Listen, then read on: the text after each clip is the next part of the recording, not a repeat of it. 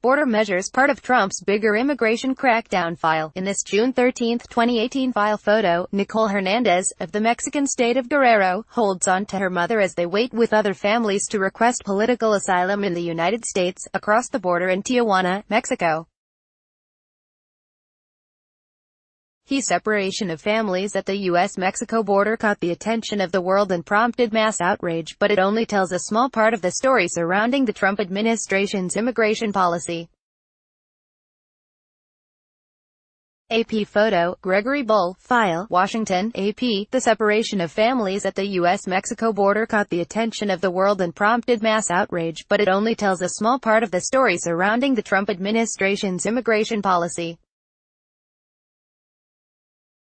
In reality, the government is working to harden the system on multiple fronts to curb immigration, carving a path around various court rulings to do so. The administration is seeking to lock up families indefinitely, expand detention space and tighten asylum rules and apply more scrutiny to green card applications. Many of the initiatives received little attention during the chaos over separated families, but they show how determined President Donald Trump is to stop immigrants from coming, both legally and illegally, even in cases where the administration has been stymied by the courts.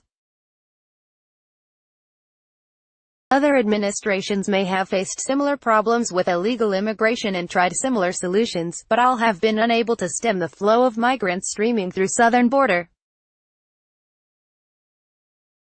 No other president, however, has campaigned so vociferously on the topic. The United States will not be a migrant camp and it will not be a refugee holding facility. President Donald Trump declared days before putting an end to the separation of parents from their children. Not on my watch. This week's headlines were dominated by stories of reunions of immigrant parents and their young children that the Trump administration had to carry out under a court order. The White House said it worked tirelessly to complete the reunifications and make sure the children were put back into safe homes. In the same week, however, the administration made other moves to clamp down on immigrant families, asylum seekers, and those seeking green cards. The administration's attempts to deter Central American families and children from making the trip north are designed to send the message to immigrants and Trump's supporters in an election year that reaching the United States is going to get harder, and so will getting papers to stay in the country legally. All of these things, I think, are part of a bigger ultimate aim, which is to significantly reduce immigration of all kinds to the United States over the longer term, and in the process, the real desire is to change the character of the country, said Doris Meissner, a former commissioner of the Immigration and Naturalization Service in the Clinton administration. Before departing the White House this week for his European trip, Trump offered his own solution for the government missing a court-mandated deadline to reunite some families. Don't come to our country illegally. In Europe, the president hasn't shied away from offering his views on the flow of immigration across the pond. Trump pressed ahead with his complaints that European immigration policies are changing the fabric of Europe and destroying European culture. He reiterated a position he articulated in a British tabloid where he said, "I think allowing millions and millions of people to come into Europe is very, very sad." The Trump administration announced plans in April to prosecute illegal border crossers with the crime of improper entry, and in doing so, jailed some parents caught on the border and placed their children in government custody. The U.S. government was sued and the public was outraged, prompting Trump to halt the separations. The chaos over the separations has put the administration in a difficult position of having to release families with ankle monitoring bracelets into the public, a practice Trump has decried, while at the same time attempting a series of legal maneuvers to argue for tougher enforcement capabilities. That's because 2 court cases in California restrict what the government can do in carrying out hardline immigration policies. One requires the government to release immigrant children generally after 20 days in detention. The other has banned the separation of families and placed the government under tight deadlines to reunite parents and children.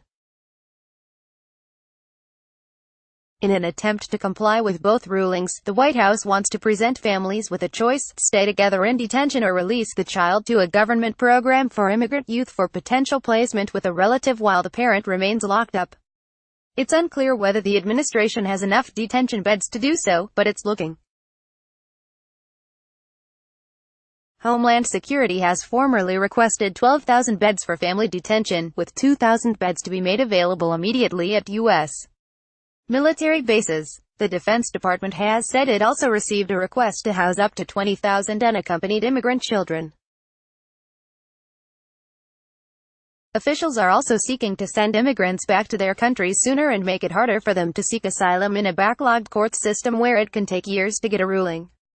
Trump officials say too many people are claiming they are persecuted when they are not, adding that only 20% of asylum claims are granted. Asylum officers tasked with screening immigrants stopped at the border were told this week to heed a recent opinion by Attorney General Jeff Sessions that gang and domestic violence should not generally be a reason for asylum, reasons cited by many immigrants fleeing bloodshed in Central America. The result: fewer immigrants will pass these initial screenings that enable them to seek asylum before an immigration judge, said Megan Brewer, an immigration attorney in Los Angeles and former asylum officer.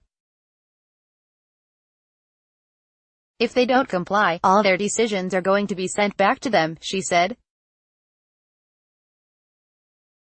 The average officer will go with the path of least resistance. Immigrants in the country legally also face new hurdles under various policies. Since taking office, the administration has ended protected status for hundreds of thousands of people from countries recovering from war and natural disasters, slashed the number of refugees allowed into the United States, and said it will seek to strip the U.S. citizenship of those suspected of cheating to get it. And applicants for green cards and other immigration benefits are facing longer waits and more detailed questions. Immigration on the southwest border has changed over the years. Previously there were far more people coming, with more than 5 times the number of Border Patrol apprehensions in 2000 than during the most recent fiscal year. More immigrants also came from Mexico than Central America, which made it easier for U.S. authorities to send them back. Far fewer were children or families. A number of immigration experts contend the arrival of Central American immigrants on the border is not a crisis, except of the administration's making. Immigrant advocates said ankle bracelets and community-based programs can be used to ensure immigrants attend court hearings where a judge will determine whether they're allowed to stay in the country or should be deported. They said it's much cheaper and more appropriate since detention isn't meant to be punitive but to ensure court attendance. Rather, they said resources should be devoted to beefing up the overwhelmed immigration court system to help those genuinely fleeing violence get their cases heard quicker and weed out those who aren't. It is doable, but there is nothing flashy about it. There is nothing soundbitey about it, and this administration does not seem to be interested in serious answers. It wants to project that there is a crisis, said Meissner. And there is a crisis which they have created. They also questioned whether detention would stop migrants from heading north. Jonathan Hiskey, a political science professor at Vanderbilt University, said research has shown that efforts to deter immigration might dissuade some job seekers from heading north but not those fleeing violence like gang killings in El Salvador, Guatemala and Honduras. Hiskey conducted research during the surge in Central American migration in 2014 and said while many knew it was tougher to make it to the United States, those who were crime victims still plan to try. And the prospect of being detained upon arrival, something the Obama administration tried with family detention centers, wouldn't stop them.